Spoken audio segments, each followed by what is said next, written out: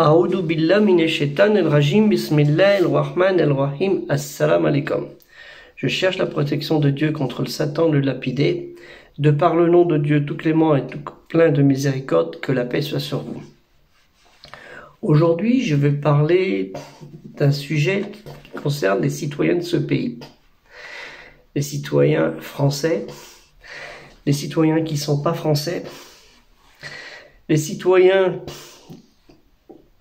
qui n'ont pas de papier, mais qui sont là depuis des années, et de ceux qui viennent, qui n'ont pas de papier du tout, enfin je veux dire de ceux qui voudraient venir en plus. Je ne vais pas aborder de ceux qui viennent et qui n'aiment pas la France, mais bon, ça c'est un autre sujet, j'ai déjà abordé ailleurs. Ils viennent que pour, vous voyez bien ce que je veux dire.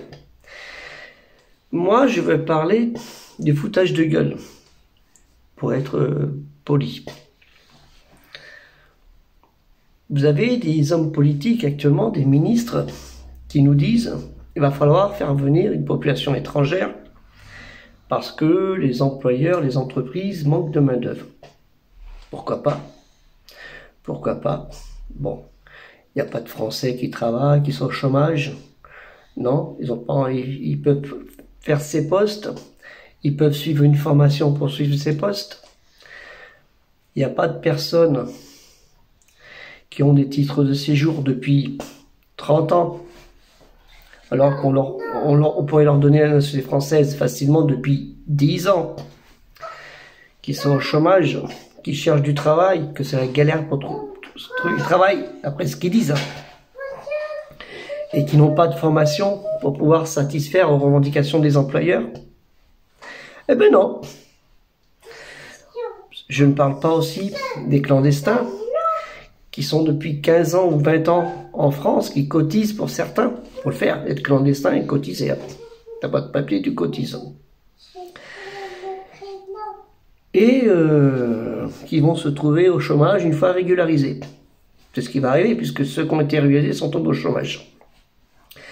Et pour remédier à ça, puisque les Français qui sont au chômage, ils ne peuvent pas travailler ou ils ne veulent pas travailler, ceux qui ont les titres de séjour, ils ne peuvent pas travailler ou ils ne veulent pas travailler ou suivre les formations adéquates pour retrouver une activité salariale, ce qui est honorable, normalement, quelle qu'elle soit. Il n'y a pas de honte à se reconvertir, vu la situation. On va faire venir des personnes étrangères qu'on va former, c'est bien ce qu'ils disent, hein. On va les former pour qu'ils puissent travailler pour les entreprises. Parce que ceux qui étaient au chômage, qu'ils soient français avec titre de séjour, et ceux qui sont avec titre de séjour, ils ne peuvent pas être formés. Mais on se moque de qui là? On se moque de qui? Parce qu'une fois qu'ils vont être formés, qui dit que ces entreprises ne vont pas couler et que ces personnes après vont se retrouver au chômage?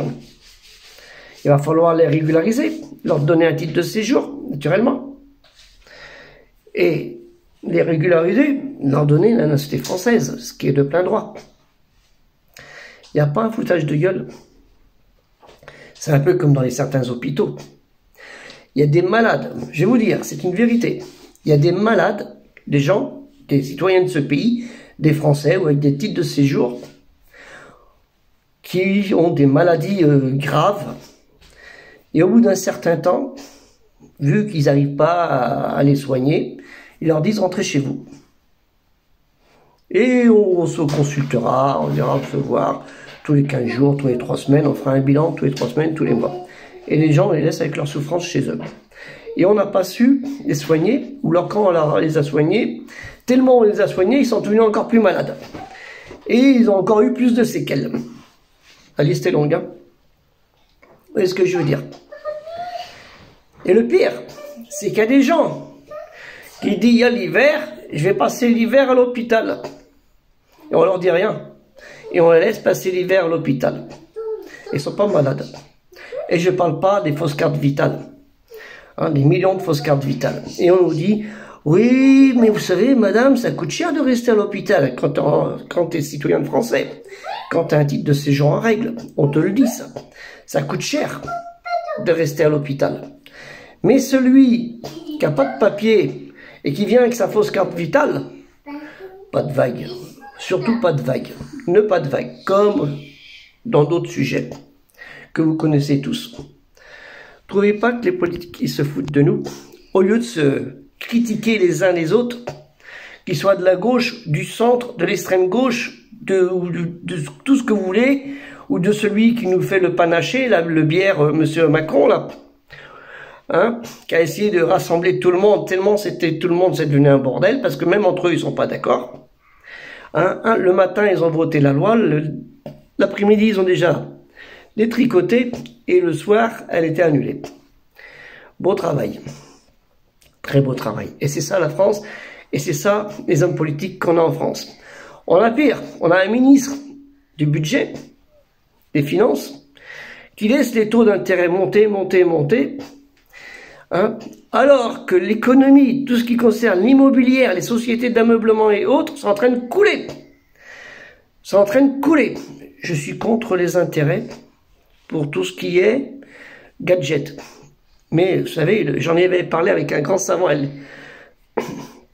qui est décédé sur le truc, les intérêts pour l'acquisition d'une maison, un bien immobilier personnel, pour la famille, pour vivre, où on vit, pas secondaire, comme certains le font. Hein, ça, non, c'est interdit. Et la commission des fatwas européennes a dit que c'était autorisé. Hein, dans ce principe, à mesure où c'est pour ton bien personnel. Parce que quand tu prends un loyer, tu crois pas que tu fais des intérêts à mesure où il augmente tout le temps ton loyer. Ton loyer, il n'est pas stable pendant les 40 ans ou 50 ans que tu y es. Regarde il y a 40 ans le prix de ton loyer, le prix de maintenant. Et regarde le prix à l'époque d'une maison d'acquisition, le taux qu'il a augmenté. C'est pas le même, plus bas que le loyer. L'usure, il est dans ton loyer, mais tu le sais même pas. Et les gens sont tellement axés dans l'intérêt, l'usure, le riba, qu'ils savent même pas ce que ça veut dire. Hein? Vous voyez ce que je veux dire? Et oui, quand vous payez 15 ans, c'est mieux que de payer 40 ans hein, en location. Hein. Il y a même pire, les banques soi-disant musulmanes pour acheter une maison. Eux, ils vous font payer plus cher que ceux qui ont des banques avec 1% à l'époque ou 0,5% d'intérêt. Hein, il dit oui, mais c'est le prime de risque et tout. Hein, c'est comme l'histoire de halal, la redevance. Donc, faut arrêter ça. On se moque des gens, partout, partout, partout. Même pire, hein.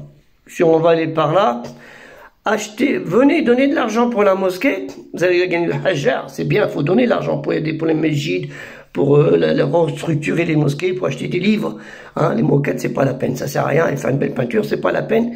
On peut faire du sobre avec du bien, mais surtout mettre des livres. Moi, je suis ça, mon optique, c'est les livres, la lecture. C'est très important. Ça évite de rester idiot, ignorant, et la haine surtout. Et ils vous disent, donnez, et on va vous faire un papier, et vous avez une réduction avec les impôts. Ah oui, mais moi, je donne je donne pour Allah, ta'ala, 1000 euros, fisabilillah, je veux gagner les 1000 euros de hajar. Et tu veux m'enlever mes 60% de hajar pour que je puisse récupérer par les impôts, et que je perds mon hajar de 1000 euros, que j'ai que 40% de hajar au lieu des 100%. Vous voyez le truc où ils en sont arrivés? Ils ont complètement oublié ça. Quand vous donnez, parce que si vous récupérez cet argent, vous avez perdu les 60% de hajar, hein, ça c'est sûr. Et en plus, il y a le niya, l'intention. Hein, ah ouais, je vais ça, comme ça je paierai moins cher. Vous voyez ce que je veux dire? Regardez le shaitan comme il est rentré même dans les mosquées. Eh ben c'est tout pour ça. Tout est comme ça notre société en France. Elle va à volo. Comme la recrudescence de la violence. Encore des gens à Nantes pour un match de foot. Un coup de couteau à Nantes. Ça va être le stade de la Beaujoire, je suppose. Qui est pas mal. Je suis rentré une seule fois, je crois, quand il y avait des travaux. Mais j'aime pas le foot. Et à Paris, des touristes poignardés. Il y a un autre, un coup de marteau dans la tête. Et la personne soi-disant cinglée. Soi-disant cinglée. Mais un chrétien fanatique, il va pas le faire, ça. Un musulman fanatique, oh, c'est pas de sa faute, il était malade. Mais un chrétien, quand il est fanatique, il fait des choses comme ça, on nous dit pas ça. On dit pas ça. Et même autre, hein, ça n'empêche pas, la bêtise elle est partout. Hein. Et je veux pas politiser avec ce qui se passe en Palestine, ce qui se passe dans d'autres pays, tout ça. On a déjà abordé le sujet. La faute elle est de tout le monde là-dedans. Ce sont tout le monde. malheureusement, et ce sont les victimes, ce sont les populations, les victimes. Les victimes, ce sont toujours les populations.